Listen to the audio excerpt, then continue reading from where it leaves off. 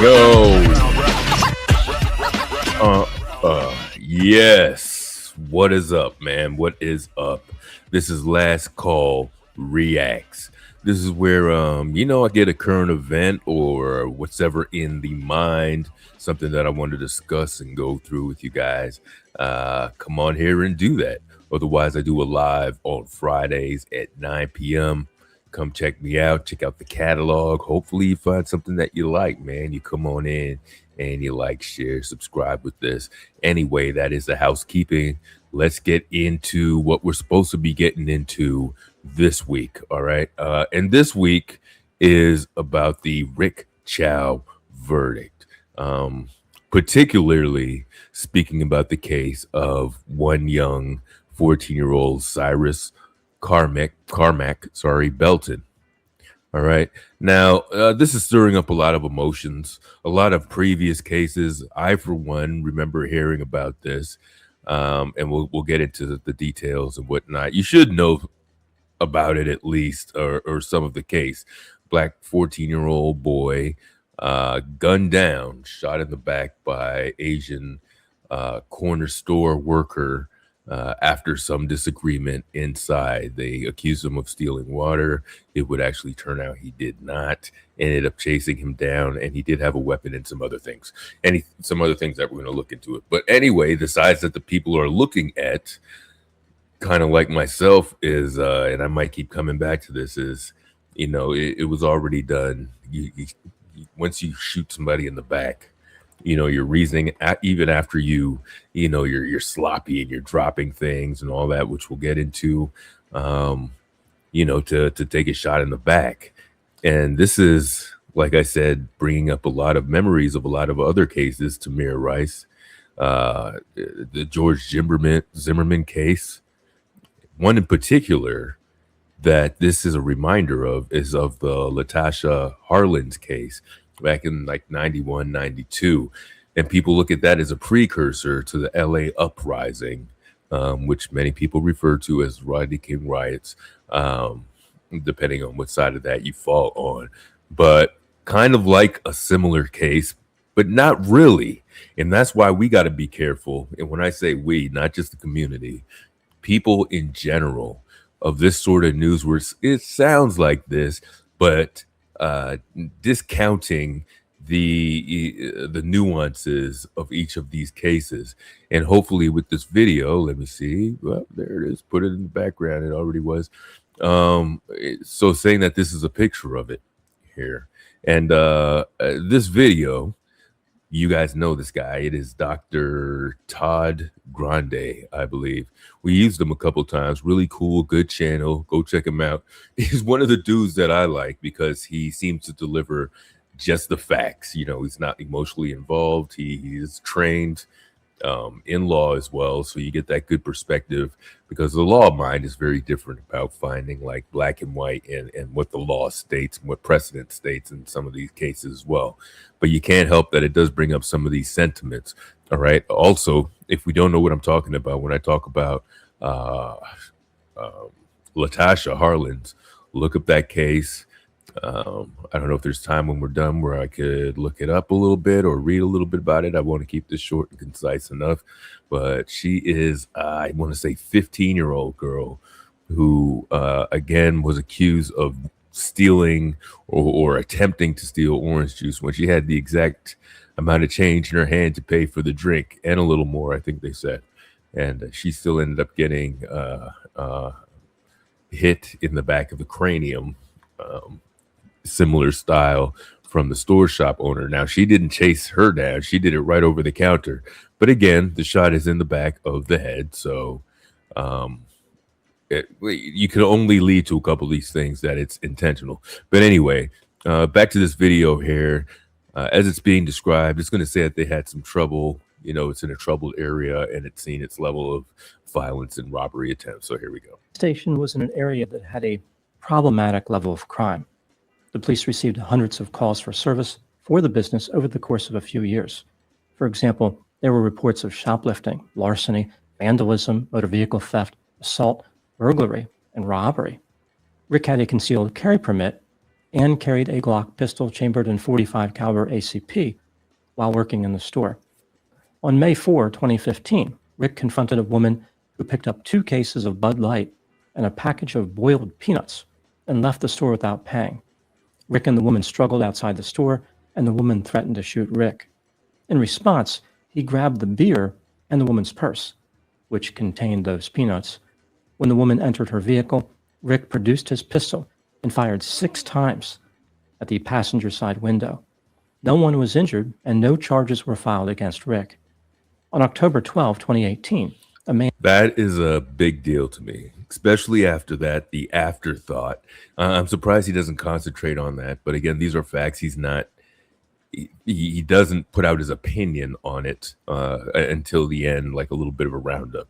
So, okay, I get that. But after the tussle, to the person is in their car, going to the passenger side, and then firing through the door, 6 shots. Again, this is there's no signs of shots going outward or anything, or being in a shootout. A little negligent in not holding it, like, dude, no citation, no nothing for that. And shoplifted a $6.49 can of oven cleaner. When Rick confronted him, the man assaulted him. Rick produced his weapon and fired twice at the man, striking him in the leg.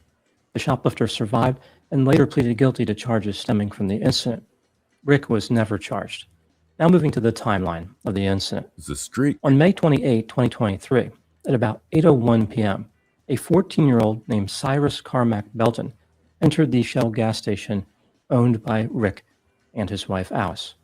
At this time, the store was occupied by Rick, Alice, and their son Andy, as well as a few customers.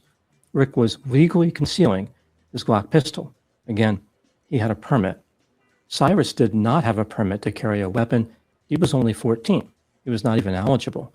Despite this, he was carrying a firearm, specifically a Taurus semi-automatic pistol chambered in 9mm Luger. Concealing this weapon constituted a criminal act. The weapon was loaded, and there was a cartridge in the chamber. Cyrus did not have any money, and his book bag was empty.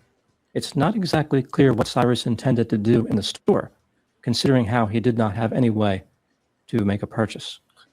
I'll give anybody who says something about intent in the eyes of the law definitely looks a little shady. You have no money. They don't say if he has a card or anything.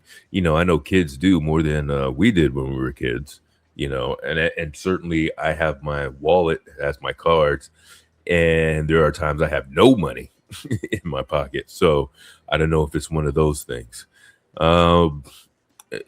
So I'm surprised it doesn't say that amongst anything of ID or anything like that he shed in while he was running too.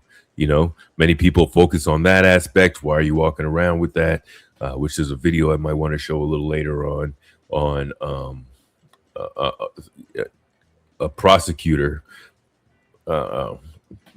putting through his thoughts on a lot of those things that were just looked at a different perspective. Sorry, I'm getting distracted over there when I shouldn't be. All right, so back to the rest of this. Right as Cyrus entered, Rick's wife Alice asked him to put his backpack down, which Cyrus did. This was not unusual treatment. Everyone who entered was asked to do this. Yeah, I see places. Cyrus then went over to a cooler containing water bottles. Alice was watching him the entire time. She was not particularly subtle. You know, the people laugh at the scenes in Menace to Society, and or Don't Be a Menace While Drinking the Juice. You know, the way it's overplayed in there, or the way that it's played in Menace to Society as well.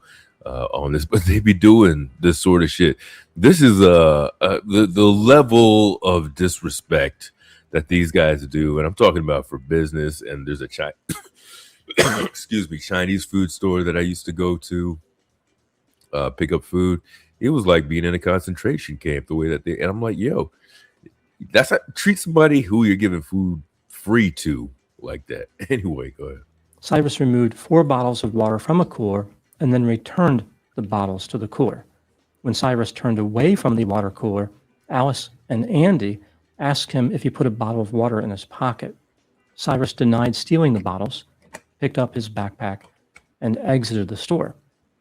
Hey, if you carry your hoodie like this, you need a better plan. This Rookie mistakes, man. My bad. Here we go. We're almost done. And pursued Cyrus, believing that he had committed a theft. Rick was not part of the confrontation. He was not trying to figure out if Cyrus had stolen anything or not. And now, but they're rushing out there, right? Nothing has just been, no offense yet. Brief. You can't even call it a confrontation, but they confronted their fears of what he wanted with the goods, before he went out there. But he also exited the store and pursued Cyrus. The men chased Cyrus on the gas station property, then onto Spring Tree Drive toward an apartment complex. When the men were almost 400 feet from the gas station, Rick produced his pistol and shot Cyrus in the back, killing him. After this, he performed CPR on Cyrus until emergency responders arrived. At the scene, both Rick and Andy told the police that Cyrus had produced a pistol and pointed the weapon at Andy. This is why Rick fired. He was provoked. The police located the Taurus pistol near the body of Cyrus.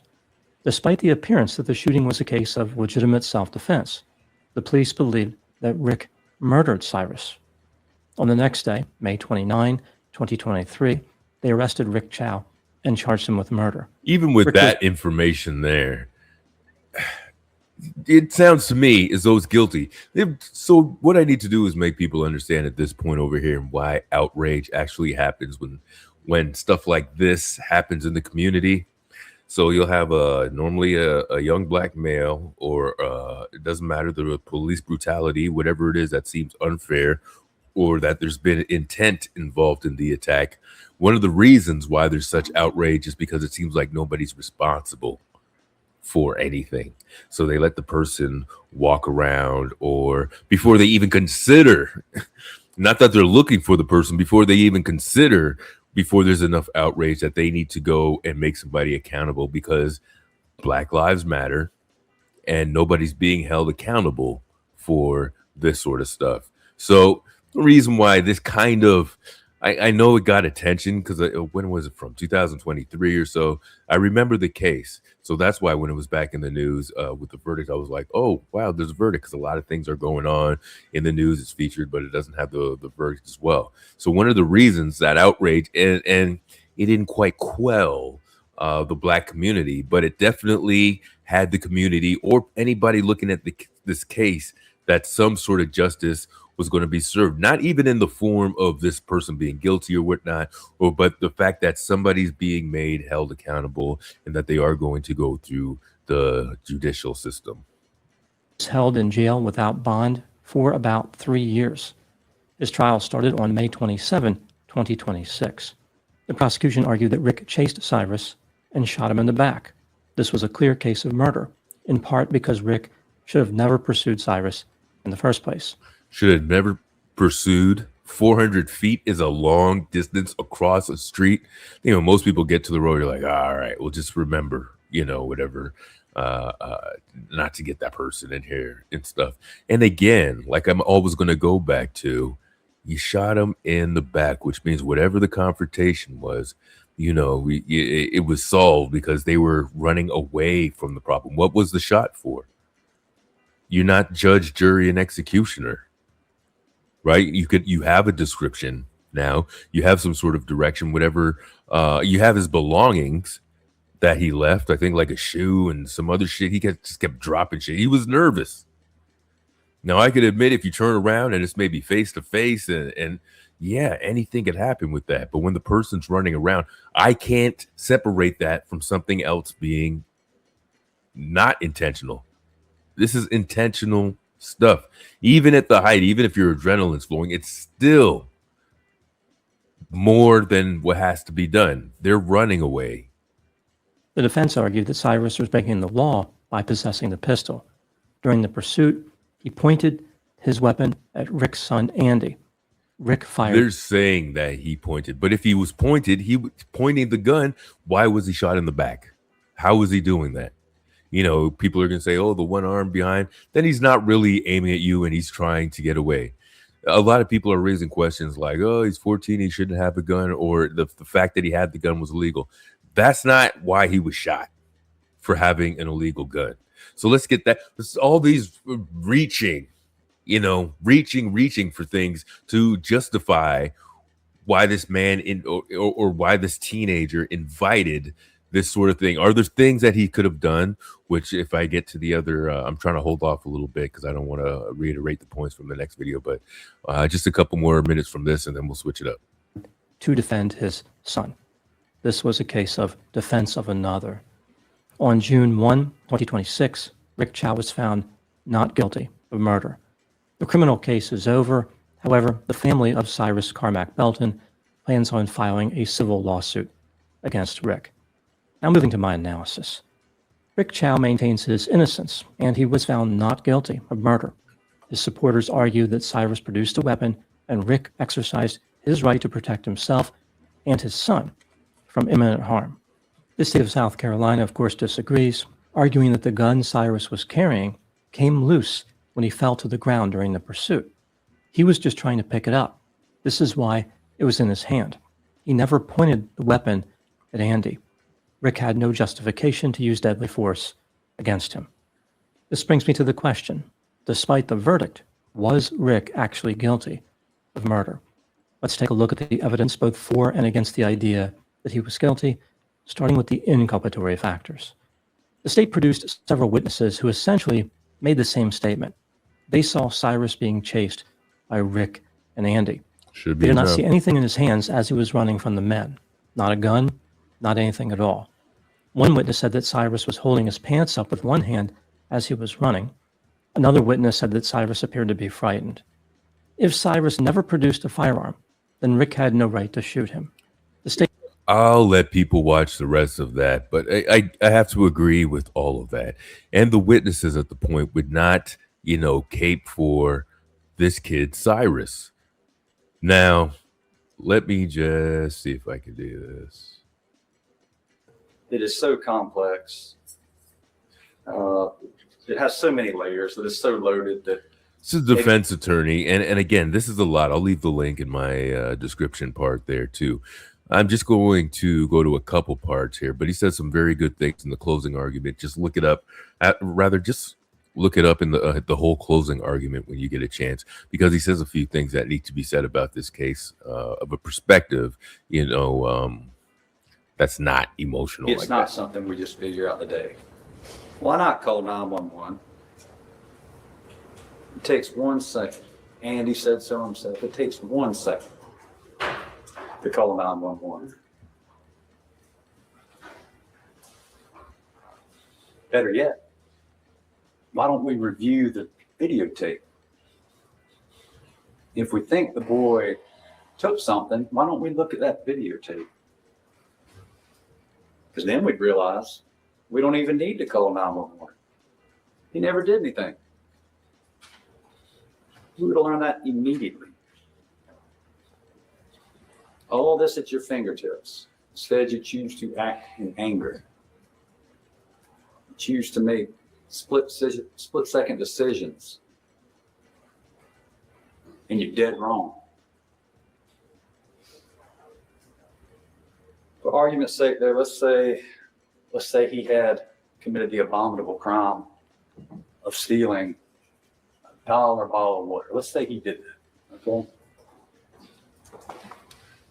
Well, you remember the wall of shame? You remember the What a good about point. all the pictures all over the store of various people who had been He just puts a certain level of compassion and realism to it that a lot of people aren't thinking about. Now, I know the thing is to get online and troll, I guess, as they say.